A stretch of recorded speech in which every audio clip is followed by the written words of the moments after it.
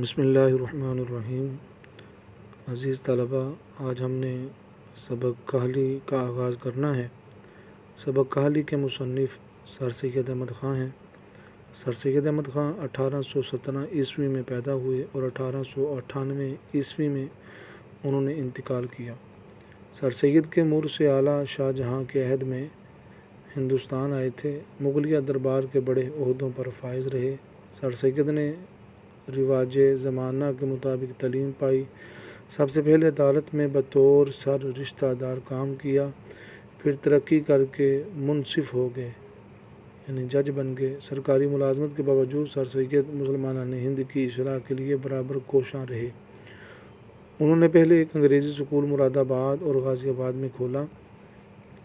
1875 عیسوی میں علی گڑھ کالج کی بنیاد رکھی۔ 75 ہے یہ، جو بعد ازاں ہندی مسلمانوں کا سب سے اہم تعلیمی، سیاسی اور ادبی مرکز قرار پایا۔ انگریزی سے اردو میں تراجم کے لیے سائنٹیفک سوسائٹی قائم کی۔ 1870 عیسوی میں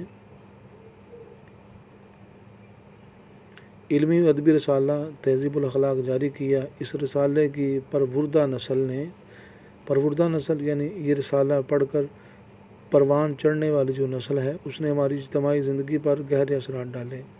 سر سید نے اردو میں مضمون کی صنف کو رواج دیا۔ صنف کا معنی ہے قسم۔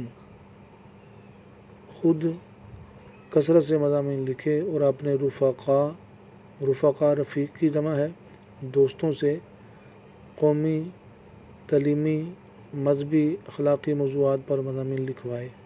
سر سید کا اسلوب نگارش یعنی لکھنے کا انداز سادہ، سہل، بے ساختہ اور تصنع سے پاک ہے۔ بابا اردو ڈاکٹر مولوی عبدالحق کا کہنا ہے، من جملہ بے شمار احسانات کے جو سر سید نے ہماری قوم پر کیے، ان کا بہت بڑا احسان اردو زبان پر ہے۔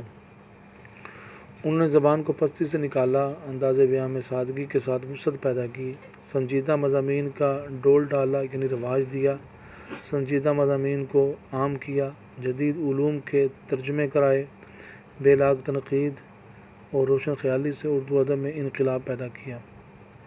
سر سید ایک بڑے مصلح، جسے ریفارمر کہا جاتا ہے، اور معمار قوم کی تعمیر کرنے والے ہونے کے علاوہ اعلیٰ درجے کے مصنف بھی تھے۔ انہوں نے چھوٹی بڑی 30 سے زائد کتابیں لکھیں۔ تقریریں، خطوط اور مضامین کے مجموعے ان کے علاوہ ہیں۔ ان کے اہم تصانیف میں آثار السنادید، رے کو سا سے ملائیں گے، یہاں پہ لام سائلنٹ ہے، الف سائلنٹ ہے، رسالہ اسباب بغاوت ہند، تبین الکلام، خطبات احمدیہ اور تفسیر قرآن شامل ہیں۔ عزیز طلباء، یہ جو سبق کاہلی ہے آپ کے سامنے، یہ بڑا مختصر سبق ہے۔ کاہلی کا لفظی معنی ہے سستی۔ سر سید احمد خاں نے اس سبق میں کاہلی کے لفظی اور اصطلاحی معنی سے ہمیں متعارف کرایا ہے۔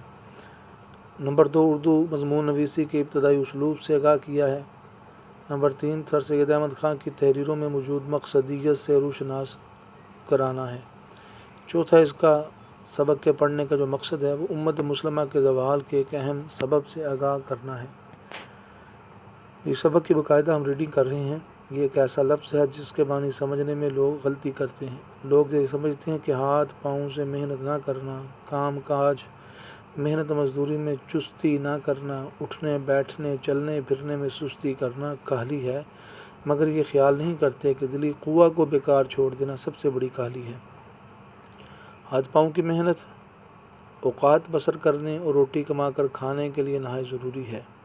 روٹی پیدا کرنا اور پیٹ بھرنا ایک ایسی چیز ہے کہ بامجبوری اس کے لیے محنت کی جاتی ہے اور ہاتھ پاؤں کی کاہلی چھوڑی جاتی ہے، اور اسی لیے ہم دیکھتے ہیں کہ محنت مزدوری کرنے والے لوگ اور وہ جو کہ اپنی روزانہ محنت سے اپنی بسر اوقات کا سامان مہیا کرتے ہیں، بہت کم کاہل ہوتے ہیں۔ محنت کرنا اور سخت کاموں میں ہر روز لگے رہنا گویا ان کی طبیعت ثانی ہو جاتی ہے، مگر جن لوگوں کو ان باتوں کی حاجت نہیں ہے، وہ اپنے دلی قوہ کو بیکار چھوڑ کر بڑے کاہل اور بالکل حیوان صفت ہو جاتے ہیں۔ یہ سچ ہے کہ لوگ پڑھتے ہیں اور پڑھنے میں ترقی بھی کرتے ہیں، اور ہزار پڑھے لکھوں میں سے شاید ایک کو ایسا موقع ملتا ہوگا کہ اپنی تعلیم کو اور اپنی عقل کو ضرورتاً کام میں لاوے، لیکن اگر انسان ان عارضی ضرورتوں کا منتظر رہے اور اپنی دلی قوہ کو بیکار ڈال دے تو وہ نہایت سخت کاہل اور وحشی ہو جاتا ہے۔ انسان بھی مثل اور حیوانوں کے ایک حیوان ہے، اور جب کہ اس کے دلی قوہ کی تحریک سست ہو جاتی ہے اور کام میں نہیں لائی جاتی تو وہ اپنی حیوانی خصلت میں پڑ جاتا ہے اور جسمانی باتوں میں مشغول ہو جاتا ہے اور انسانی صفت کو کھو کر پورا حیوان بن جاتا ہے۔ بس ہر ایک انسان پر لازم ہے کہ اپنے اندرونی قوہ کو زندہ رکھنے کی کوشش میں رہے اور ان کو بیکار نہ چھوڑے۔ ایک ایسے شخص کی حالت کو خیال کرو جس کی آمدنی اس کے اخراجات کو مناسب ہو اور اس کے حاصل کرنے میں اس کو چندہ محنت و مشقت کرنی نہ پڑے، جیسا کہ ہمارے ہندوستان میں ملکیوں اور لاخراج داروں کا حال تھا، اور وہ اپنے دلی قوہ کو بھی بیکار ڈال دے تو اس کا کیا حال کیا ہوگا؟ یہی ہوگا کہ اس کے عام شوق وحشیانہ باتوں کی طرف مائل ہوتے جائیں گے۔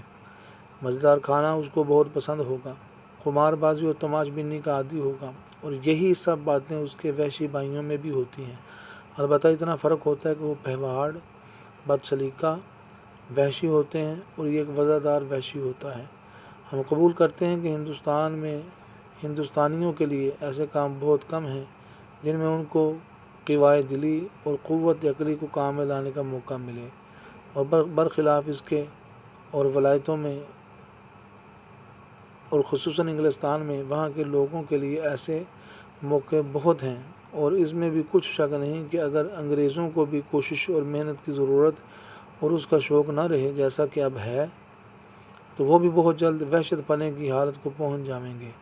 مگر ہم اپنے ہم وطنوں سے یہ کہتے ہیں کہ ہمارے ملک میں جو ہم کو اپنے قوائے دلی اور قوت عقلی کو کام میں لانے کا موقع نہیں رہا ہے، اس کا بھی سبب یہی ہے کہ ہم نے کاہلی اختیار کی ہے، یعنی اپنے دلی قوہ کو بیکار چھوڑ دیا ہے۔ اگر ہم کو قوائے قلبی اور قوت عقلی کے کام میں لانے کا موقع نہیں ہے تو ہم کو اس کی فکر اور کوشش چاہیے کہ وہ موقع کیوں کر حاصل ہو۔ اگر اس کے حاصل کرنے میں ہمارا کچھ قصور ہے تو اس کی فکر اور کوشش کرنی چاہیے کہ وہ قصور کیوں کر رفع ہو۔ غرض کہ کسی شخص کے دل کو بیکار پڑا رہنا نہ چاہیے، کسی نہ کسی بات کی فکر و کوشش میں مصروف رہنا لازم ہے تاکہ ہم کو اپنی تمام ضروریات کے انجام کرنے کی فکر اور مستعدی رہے، اور جب تک ہماری قوم سے کاہلی یعنی دل کو بیکار پڑا رکھنا نہ چھوٹے گا اس وقت تک ہم کو اپنی قوم کی بہتری کی توقع کچھ نہیں ہے۔ مقالات سر سید حسن پنجم۔